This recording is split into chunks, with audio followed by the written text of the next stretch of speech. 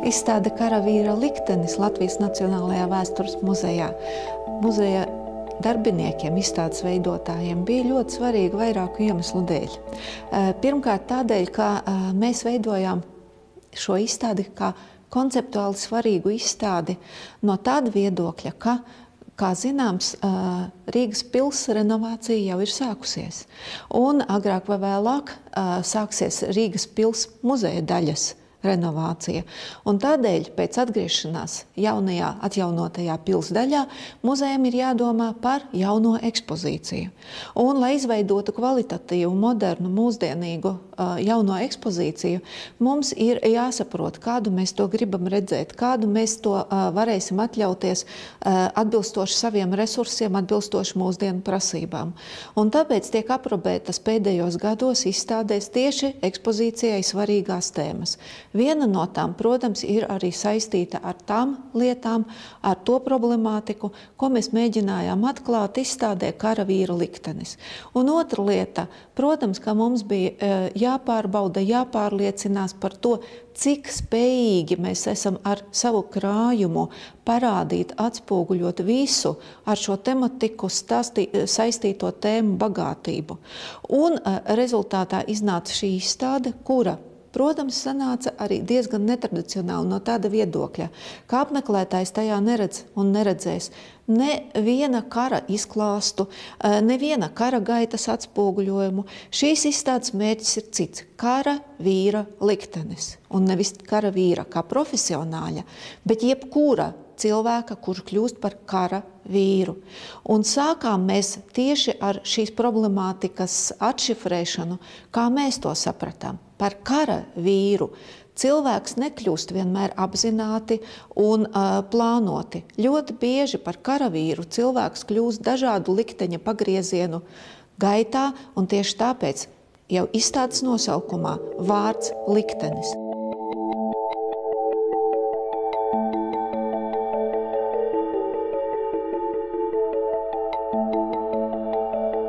Kā tad cilvēks kļūst par karavīru? Izrādījās, ka par to ir runāts un domāts jau latviešu tautas dziesmās, un neviens to labāk nav pateicis, kā piemēram. Šeit izstādē mēs esam rādījuši ārkārtīgi daudzus tādus karavīru siluetus, un kā 4 pirmie, kas mums šeit ir tie, kas caur tautas dziesmu pasaka savu likteni un ceļu, kā viņš ir kļuvis par karavīru. Pārliecinātais, es jums saku, sveši ļaudis šai zemē nenāciet. Cilvēks, kurš ir paņemts ar varu, 2 bāliņi gāja, abi gāja raudādami. Cilvēks, kurš ierodas karā, piedzīvojumus meklēt. Un tas ir pateikts tautas dziesmā gana skaidrs, luste man liela luste ar kundziņu karā iet. Un visticamākais, ka visdziļāko filozofiju sasniedz šī problemātika tautas dziesmā, ar kuru mēs mēģinājām raksturot to nosacīti 4. likteni, kas dzirdēja manu laimi ar dieviņu runājot. Bet viņi visi šie dažādie ļaudis, dažādu iemeslu dēļ nonākuši karā, kļūst par kara vīriem. Un nekur nav pateikts, ka viņu liktenis ir skaidrs šajā brīdī, kad, piemēram, šis pārliecinātais aiziet karā, nekur jau nav teikts, ka viņš būs varonis. Varbūt viņš pirmais bēgs no karalauka. Tai pašā laikā tas, kurš ir paņemts karā raudādams, varbūt būs tas pirmais, kas metīsies glābt savu cīņu biedru un kļūst beigās par varoni. Un tieši tāpēc šī izstāde ir kā šo likteņu krustceles, likteņu lauzums, likteņu sadursme. Mēs varam formulēt to jebkādā veidā, jo kara vīra liktenis visbiežāk nav atkarīgs no viņa paša. Kara vīra likteni izlemj arī tik daudz faktoru, kas nav no viņa atkarīgi. Un šeit ir likteņa spēle.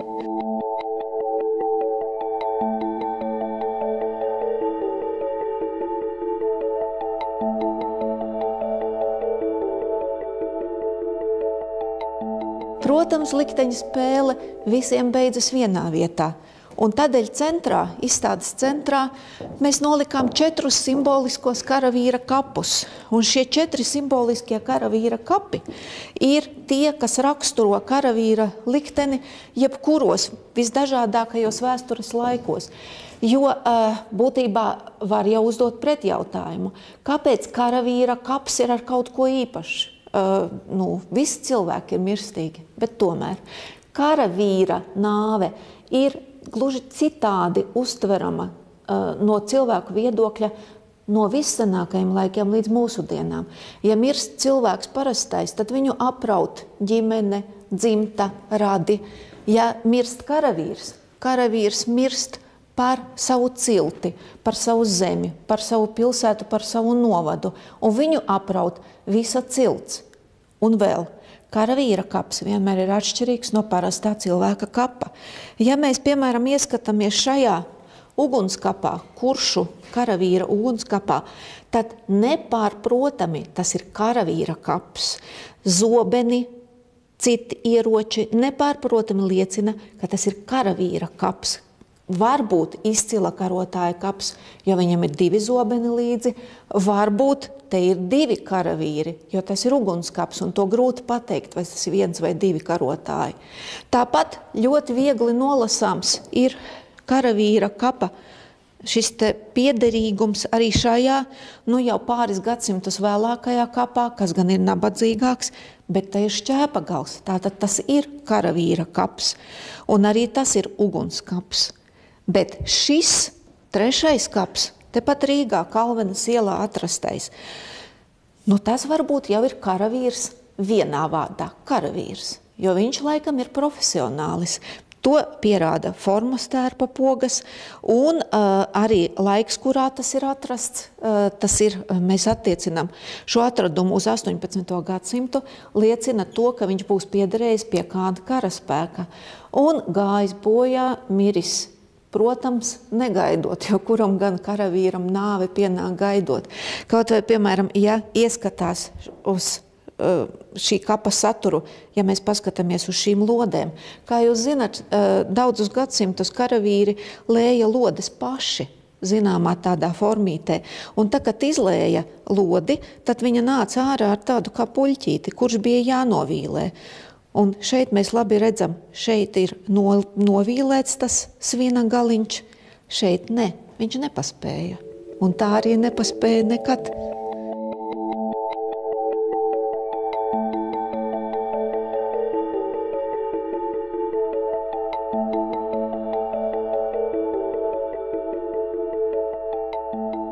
Savukārt 4. kaps ir pilnīgi atšķirīgs no pārējiem 3, jo tajos 3 ir reālu cilvēku apbedījumi. Protams, mēs nezinām ne viņu vārdus, ne biogrāfijas, bet tie ir reāli cilvēku apbedījumi. Šis 4. ir simbolisks kaps.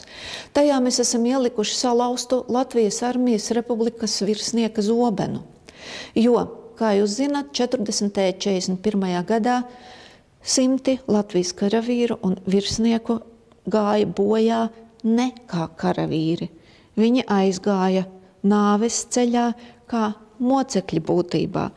Un šis simbols liek domāt par ļoti daudzām lietām, jo sarunās ar karavīriem bieži vien ir dzirdēts, ka karavīram nav lielākas nelaimes, nav traģiskāka likteņa, kā mirt tā, ka tev nav bijis dots, tev nav bijis ļauts izpildīt savu pienākumu, ka tev nav bijis iespējas pierādīt to, kam tu esi visu savu mūžu gatavojies, un tieši vissāpīgāk tas ir tad, kad tu esi bijis gatavs. Tā kā Latvijas armijas karavīri un virsnieki bija gatavi aizstāvēt savu zemi 40. 41. gadā, bet 40. gadā Latvijas armija nesaņēma šādu pavēli. Un tāpēc ļoti daudzi no šiem karavīriem un virsniekiem labāk salauza savu zobenu, virsnieka un vispār karavīra varonības simbolu, lai tas netiktu rokās tiem, kas atnāca viņiem pakaļ un aizveda viņus pēc tam uz Sibīriju, kur viņi mira karavīram necienīgā nāvē. Šie visi filozofiski uzdodamie jautājumi liek mums domāt un saistīt kopā vēstures laikmetus, beigās domājot par to, cik ļoti dažādu karu apstākļos, dažādu karu miera situācijās dažādi, atšķirīgi, bet tai pašā laikā vienādi, līdzīgi var būt karavīru likteņi.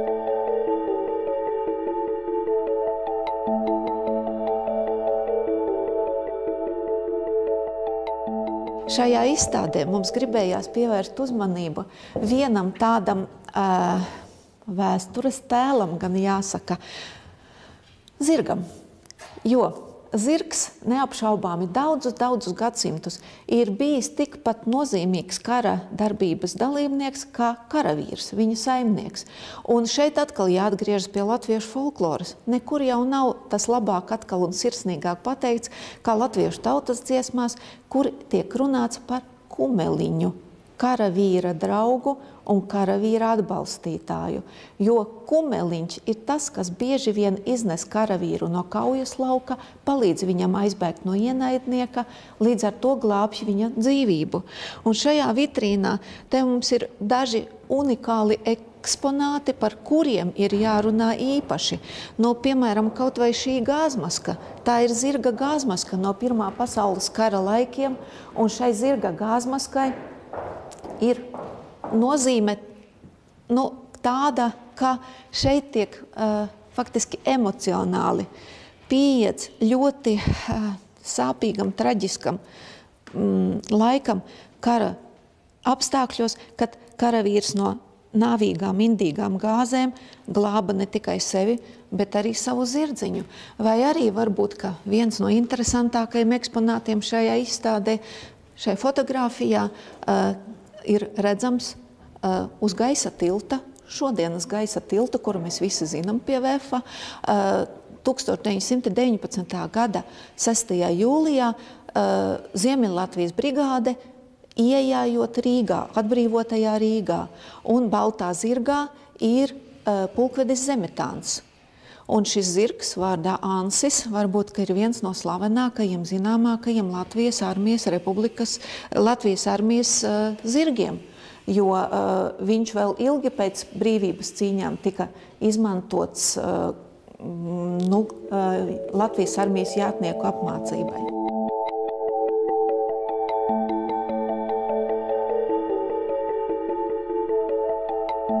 Interesanti varbūt ir vērot arī vitrīnas, kas ir mūsu izstādē, kurās ir parādīti ieroči.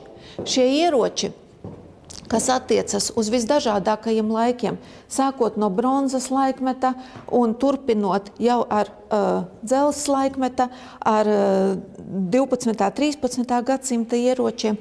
Un šeit atkal ir viela pārdomām. Un viela pārdomām no varbūt, ka ne vīriešu, varbūt, ka sieviešu viedokļa, jo, ja paskatās lielā daļā ieroču, kas, protams, ir vīriešu ieroči, daudzi no tiem ir rotāti. Viņi ir daļoti, krāšņoti, jebkuru vārdu var lietot. Un te atkal šī te pretruna. Kas ir ierocis? Ierocis ir nāves rīks. Bet tai pašā laikā bieži vien karavīrs pret to izturas kā pret kaut ko ļoti cienījamu, skaistu, jo viens no skaidrojumiem laikam ir tas, kas var būt svarīgāks par ieroci, jo ierocis var glābt tevi, tātad mainīt tavu karavīra likteni. Un arī tas ir ļoti tāds dziļi filozofiski apskatāms jautājums, kas tad ierocis ir vispār un kas ir ierocis karavīram. Tas ir viņa glābējs, no tā ir atkarīga viņa dzīvība.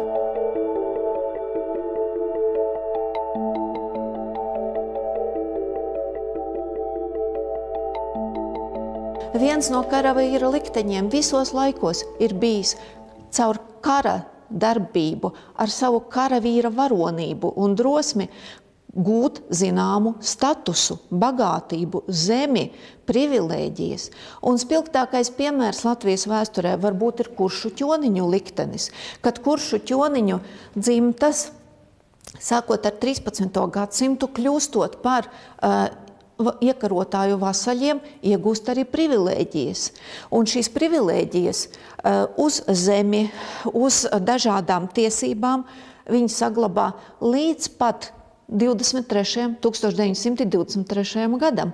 Visām varām mainoties, kuršu ķoniņi saglabā šīs privilēģijas. Viņi pat tiek pie ģerboņiem, kā redzams šajos eksponātos.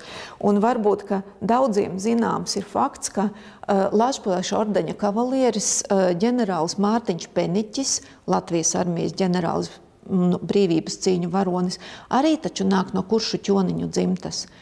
Ir, protams, arī tādi karavīri, kas karā nāk meklēt piedzīvojumus un kas karā meklē kaut kādu dažādību no ikdienības.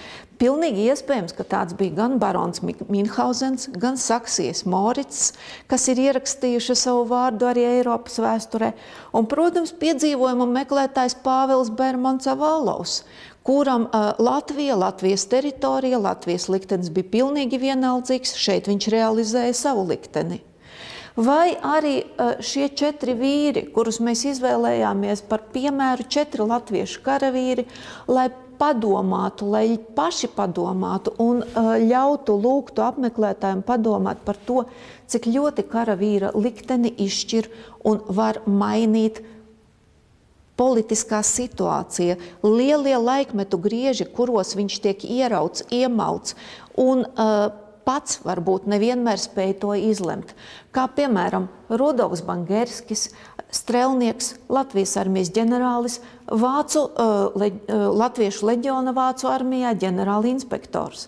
Vai piemēram Jukums Vācietis, latviešu strelnieku komandieris, pēc tam sarkanās armijas komandieris padomju Krievijā, gājis bojā Staļina represijās. Vai ģenerālis Dambītis, viens no tiem, kas veidoja Latvijas armiju pirmajos tās pastāvēšanas gados, un pēc tam pirmais aizsardzības ministrs, pirmais kara ministrs Augusta Kirhenšteina tā sauktajā tautas valdībā, vai Detlaus Brandkauns, kurš ir sasniedzis ļoti augstu pakāpi padomju armijā un kā jauns cilvēks 17–18 gadu vecumā par brīvprātīgo kļūst par padomju varas aizstāvi. Kas bija tas dzinulis, kas bija tas virzītājs, kas viņiem lika, ļāva, neļāva izvēlēties savu likteni?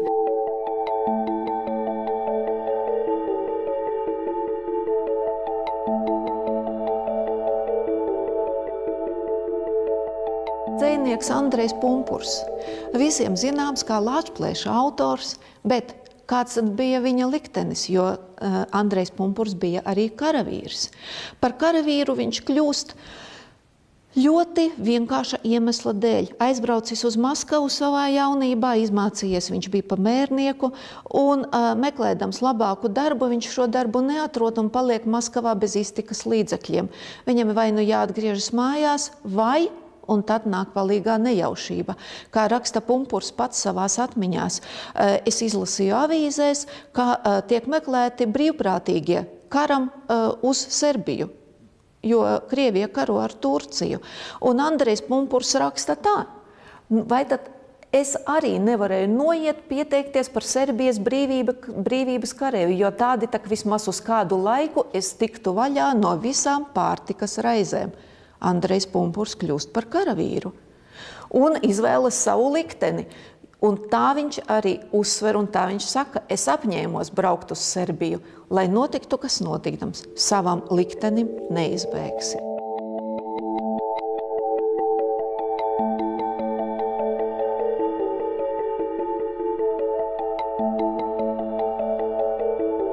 Oskars Kalpaks un Jānis Balodis.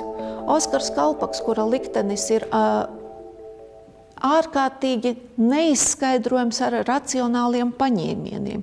Jo, ja sāk rēķināt, Kalpaks uzņemas Latvijas armijas šo pāris simtu karavīru komandēšanu ar 1919. Gada pašu sākumu, ar pašu janvāra sākumu. 6. martā Kalpaks iet bojā. Tātad 2 mēneši un vēl dažas dienas Kalpaks komandē šos te Latvijas armijas karavīrus. Un ja šodien mēs izējam ielās un veicam aptauju, vai jūs varat nosaukt kādu no Latvijas armijas karavīriem, no brīvības cīņu varoņiem? Visticamākais, ka 99% gadījumu mums nosauks Kalpaku. Un Kalpaka liktenis ir tāds, ka pats neizcīnīdams nekādas lielās uzvaras, nevadīdams milzu karaspēku, neplānodams milzu militārās operācijas, Kalpaks ir kļuvis par leģendu. Kā raksta Kārlis Skalbe pēc Oskara Kalpaka Bērēm Liepājā, viņš raksta, neviens no mums Kalpaku nepazina. Neviens Kalpaku nebija redzējis, viņš ieradās Liepājā Miroņa šķirstā. Bet viņš izdarīja vislielāko. Viņš ļāva tikt vaļā, izvairīties no šaubām, neticības, bailēm, gļēvulības, un viņa vārds bija tas, kas aicināja pārējos kaujā. Tāds bija Kalpaka liktenis.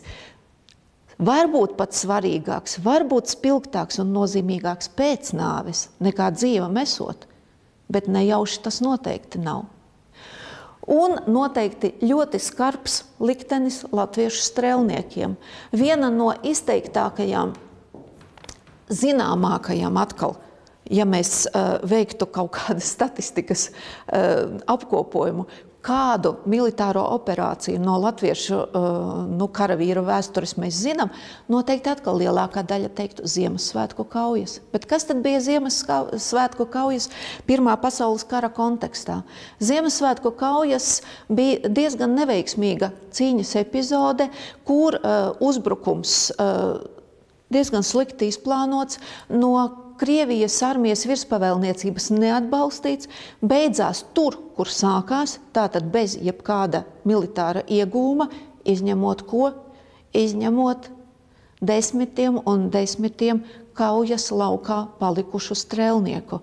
Un tas, kas palika pēc šīs kaujas, tā apziņa strēlniekos, kas palika par to, ka viņi ir nodoti, neatbalstīti, ka viņu biedru nāve ir bijusi veltīga, tam bija milzu tālajošas sekas, jo tas ļoti lielā mērā ļāva strēlniekiem 17. gadā nostāties lielinieku pusē, sākās viņu radikalizācijas process, un tur ir meklējama arī atbilde, kāpēc latviešu strēlnieki pēc tam karoja Krievijas pilsoņu kara frontēs. Tas ir tāds ļoti skumjš, sāpīgs stāsts no latviešu karavīru vēstures.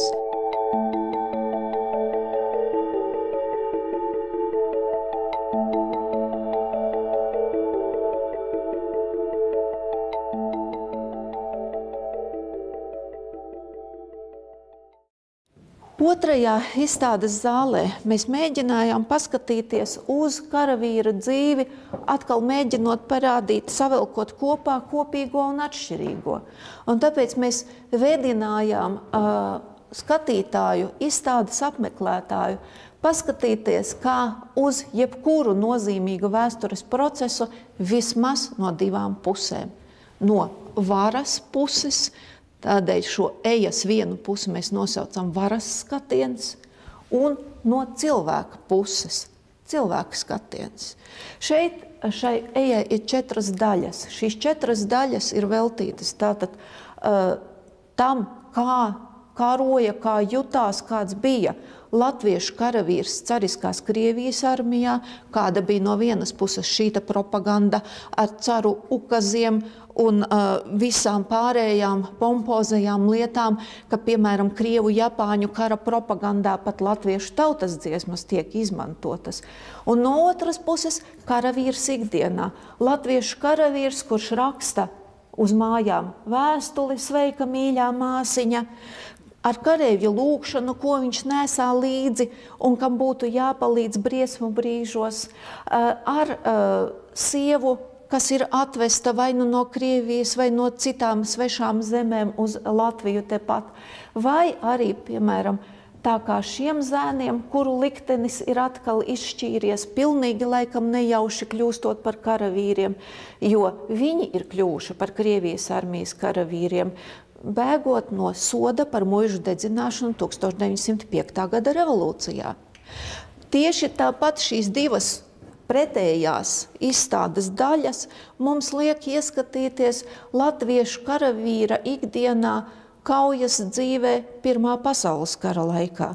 Jo Pirmā pasaules kara laikā atkal tas ir tas milzu lielvalstu konflikts, kurā ir ierauti latviešu karavīri, kuri sākumā ir iesaukti kara dienestā regulārajās Krievijas armijas karaspēka daļās, un sākot ar 15. gadu sākas tas fenomens, ko mēs pazīstam vēsturē ar latviešu strelnieku vārdu, ar brīvprātīgo latviešu strelnieku vārdu. Un atkal šī te propagandas puse ar oficiālo nostāju, impērisko nostāju, un šī ar dzīvi parasto, atkal ar vēstulēm, ar paziņojumiem par tuvinieka nāvi, ar kapu turpat ierakumos, kur strelnieki ir atstājuši savu cīņu biedru vai daudzus no viņiem pat. Būtībā šī ir tā pretnostatījuma daļa, kas liek domāt par to, cik daudz karavīra likteni izšķir šī oficiālā propagandas puse un cik daudz ar savu drosmi vai otrādi gļēvulību spēj izšķirt viņš. Pēdējās divas daļas šajā ejā, protams, ir veltītas Otrajam pasaules karam. Par laimi pēdējam karam Latvijas teritorijā. Un divas daļas ir tādēļ, ka Otrajā pasaules karā latviešu karavīri dabūja karot divu totalitāro režīmu armijās. Un divi totalitārie režīmi, ja paskatās šeit uz to propagandas daļu, viņi tik ārkārtīgi līdzīgi, ka secinājumi uzprasās pat negribot, pat īpaši nezinot vēsturi. Šis te propagandas stāsts no Staļina Padomju Savienības puses un propagandas stāsts no Hitlera Vācijas puses. Līdzīgi saukļi, līdzīgas krāsas, līdzīga pompozitāte un no otras puses līdzīgs latviešu karavīra liktenis. Latviešu karavīrs sarkanajā armijā, rakstot dienas grāmatu, vēstules uz mājām, mēģinot zīmēt sevi un savus kara biedrus, un tāpat saņemot paziņojumu par tuvinieka nāvi. Vai Vācu armijā. Un Vācu armijā ir tieši tas pats. Tieši tās pašas dienas grāmatas, vēstules, tieši tie paši jauno cilvēku stāsti, kā piemēram Pēterim Kupčam, kurš no ģimnāzijas Sola tiek iesauts Vācu leģionā, un kas nu varētu būt spilgtāks kā šis citāts no viņa dienas grāmatas. Mēs visi esam te ieradušies, tas ir uz iesaukšanu leģionā brīvprātīgi, ja neņem vērā to, ka uz paziņojuma par neierašanos piedraudēts ar sodu. Arī viņu likteņi beidzas bieži vien aiz dzeloņu stieplēm, dažādās nometnēs, gan no vienas puses, gan no otras puses karojošajiem.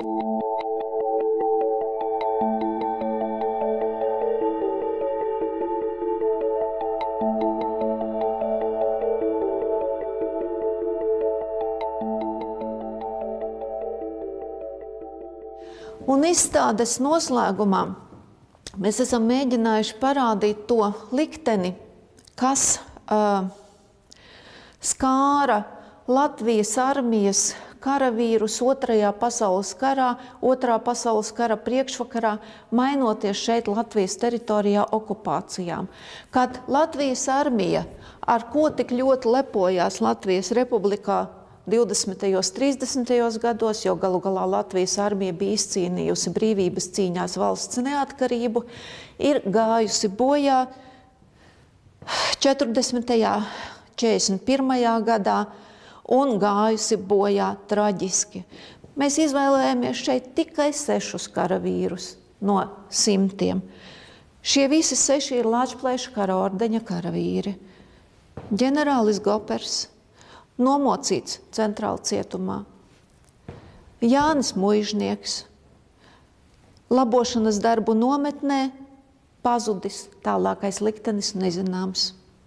Jānis Kļava, miris padomju labošanas darbu nometnē Sibīrijā. Edgars Vanaks, starp citu ārsts, kura rokās nomira Kalpaks, ir izcietis sodu padomju labošanas darbu nometnēs un neilgi pēc atgriešanās Latvijā miris. Un tā tālāk. Visi pēc kārtas viņi ir tādi. Un salīdzināt šo vīru ar šo vīru, tas arī ir stāsts par traģisko karavīra likteni.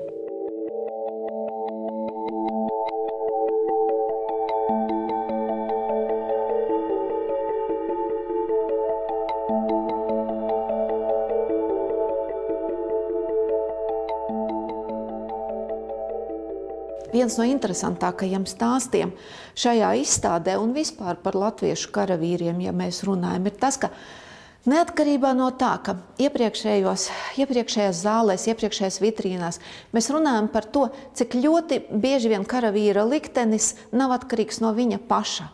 Stāsts, ko mēs mēģinājām ieskicēt šajā vitrīnā, ir tieši par pretējo, kā karavīrs spēja ietekmēt savu likteni. Un tas ir stāsts par Imantas un Troickas pulku karavīriem, kuri, kā zināms, kad izteica vēlmi atgriezties Latvijā, pēc tam, kad bija izveidota Latvijas republika, no padomju varas saņēma atteikumu atgriezties Latvijā pa Eiropas daļu. Un šī karte ļoti spilgti parāda to, ka cilvēks, ja viņš kaut ko ļoti grib un ļoti apņemas, var arī realizēt. Ja mēs redzam, ka no Maskavas līdz Rīgai ir nieka 1000 kilometru, bet šo ceļu strelnieks, bijušais strelnieks, Imantas Troickas pulka karavīrs iet nevar, jo padomju vara viņam to ir liegusi. Bet ko viņi dara? Viņi pagriežas pretējā virzienā. Un tā kā redzams tajā sarkanajā iezīmētajā ceļā, viņi dodas no Latvijas pilnīgi pretējā virzienā. Iziet cauri Sibīrijai, uz tālajiem austrumiem. Vladivostokā viņi sakāpj kuģos, kurus ir izgādājuši no sabiedrotajiem no Antantes, un apkārt Āzijai, tas ir garām Japānai, apkārt Ķīnai, garām Ceilonai, cauri Suecas kanālam, cauri Vidusjūrai, apkārt visai Rietumē Eiropai, līdz Londonai un beigās līdz Liepājai un Rīgai. Viņi pārnāk mājās. Tas nekas, ka viņiem neļāva to, liedza taisno ceļu. Viņi nonāca mājās. Tā viņi lauza savu karavīra likteni, jo bija kaut kas spēcīgāks par šo aizliegumu. Tā bija vēlme atgriezties dzimtenē. Un mums, kā muzejniekiem, šis stāsts šķita ļoti emocionāls vēl cita iemesla dēļ. Tad, kad šie karavīri, apstājoties kuģiem mājupceļā, dažās ostās nokāpa krastā, tad šajās ostās viņi pirka dažādus sīkumus. Šo te Āzijas tautu, sauksim tā, raksturīgos nacionālos izstrādājumus, šos nieciņus dažādos tirgos, vienalga vai Singapūrā vai Ceilonā, un ir saglabājušās kvītis muzejā, kad pērkot šīs lietiņas no kopējās kases, tad viņš dabū kvīti, un uz kvīts ir rakstīts pirkts Latviešu muzejam Rīgā. Un viņi tiešām braucot šajā šausmīgajā juku laikā, kad bija jādomā vairāk par savu dzīvību, izrādās ir domājuši, ko tad viņi pārvedīs no sava ceļojuma Latviešu muzejam uz valsti, kuru viņi līdz tam pat vēl nebija redzējuši. Tā kā karavīra liktenis ir dažāds, gan krāšņs, gan traģisks, gan slavas apvīts, gan nevienam nenozīmīgs, tāds, ka cilvēks var atgriezties mājās tikai un vienīgi ar savām atmiņām, un nekādās vēstures grāmatās viņš neietilpst. Bet šī izstāde bija tieši par to, pateikt par dažādo, atšķirīgo un ārkārtīgi interesanto karavīra likteni.